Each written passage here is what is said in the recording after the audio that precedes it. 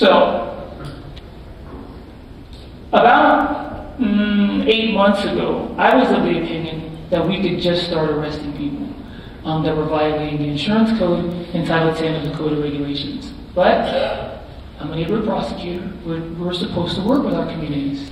So before we filed any cases, what we did was we called in all of the bail bonds companies that were operating in our division for a little chat.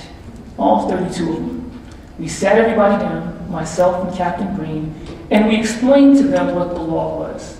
We gave them a letter that clearly outlined the statutes that would be enforced and just told them, by the way, if you know the law, the odds are you won't break it.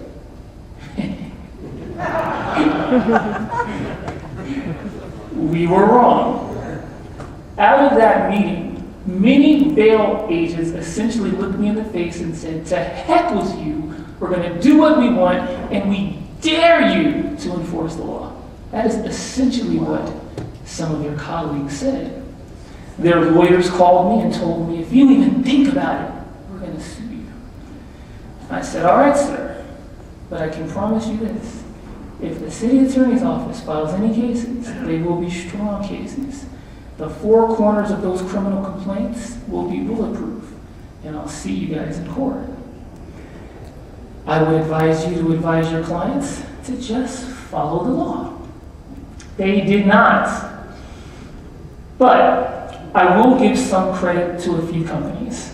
There was a small group of bail agents that realized that we were about to drop the hammer, and they amongst themselves tried to get the other bail bonds companies to just comply with the law, to stop the guerrilla marketing. They would work out some agreements where they would, not be fighting in front of the station. They wouldn't leave trash in front of the station. They wouldn't scare old ladies trying to come into the station. They tried to make an agreement amongst themselves. That was a failure. The informal attempt was a failure. Our letters failed. The informal agreement failed. So then we actually made house calls. Myself and a bunch of the senior lead officers actually went to the worst offenders, some of the bail bonds companies. We actually went there and said, by the way, you have a bail agent in front of our station that's causing a lot of problems. That bail agent has been assaulting people, threatening people. People can't even walk into the station without getting accosted by this bail agent. You should do something about this bail agent. We actually told people this. You know what they did? One bail agent threw me out of her office. Get out. I said, okay, we have tried. We have tried to be friendly. That leads us to this.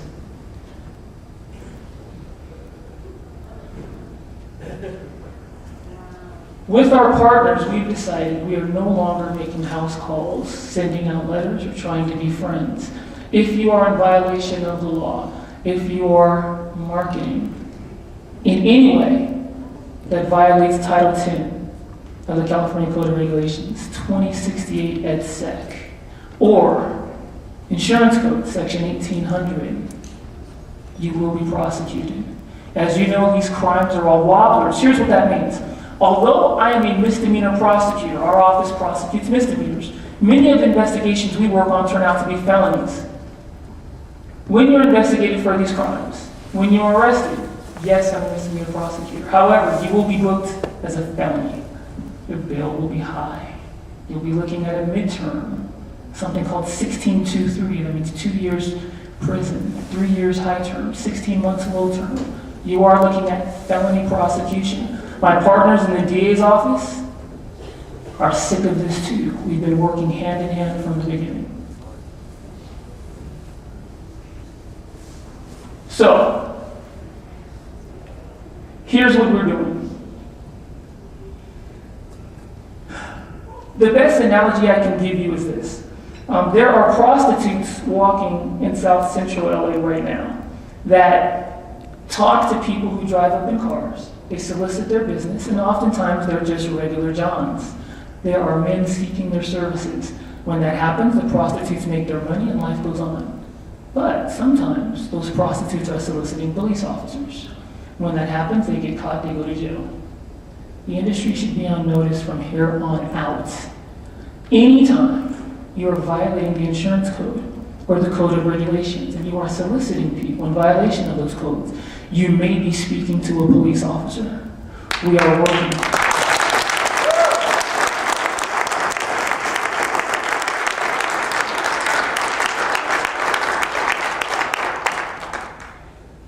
We have been working with vice units throughout the city. The vice officers in LA are well-versed and well-trained on insurance code violations and the code of regulations. I know because I've trained them myself. Vice officers are now doing these operations. I can't tell you how often. I don't want to tip you off. But I will tell you that we're out there and we are working nonstop. And I'm going to give you some specific examples. Because some people say things like, well, we're just out there exercising our constitutional rights of standing on a sidewalk. Well, okay. If you're just standing on a sidewalk, of course you all know that's no crime. But that's not what prostitutes do, right? They just stand there, they don't get customers. You get them by soliciting people, by being aggressive. So, to the extent that people think that these guerrilla marketers are just standing out there, you guys all know they're not. They're not just standing there. Here's some of the things they're doing, and here's what we're looking at. You guys all know, someone who is not licensed may not solicit bail at all. Period. And, I'm going to give one more warning. A licensed bail agent that employs someone to solicit bail who is not licensed. Not only will the licensed bail agent be charged with the felony, not only will the unlicensed solicitor be charged, but the licensed bail agent that hired them will also be charged.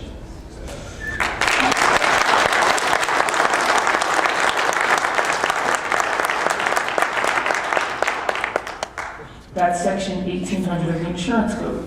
Now, before I leave this one area, you might be saying to yourself, because I've gotten calls already since we started making arrests, I've gotten calls that said, well, Akili, what about that letter that was issued by the Department of Insurance back in 2002 that gave this really, really, really narrow definition of the insurance code that made it impossible to enforce?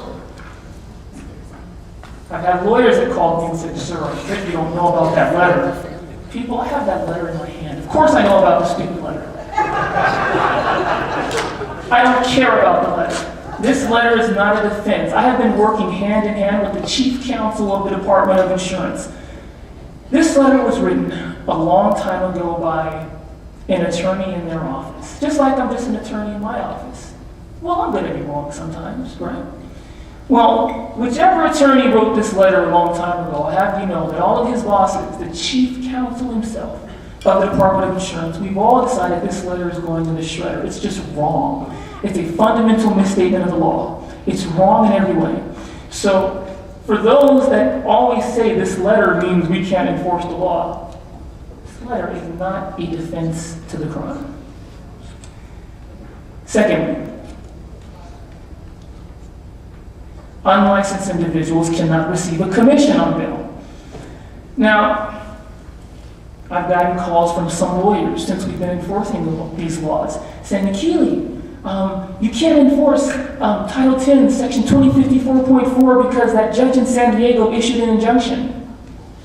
Of course I know about that. You guys, we didn't just fall off the bus yesterday. In that opinion, in that San Diego opinion, which I happen to have right in front of me, the judge was clear.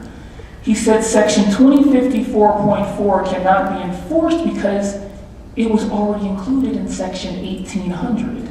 So those people that are out there receiving a commission, working for some fee, that are not licensed, that are somehow getting a take by corralling people into their business, those people, and you guys all know what's going on out there. You got, at least in front of our station, we have thugs in front of our station that are out there getting paid to corral people into their employer's business. For those people, we will prosecute you exactly the same except under 1800.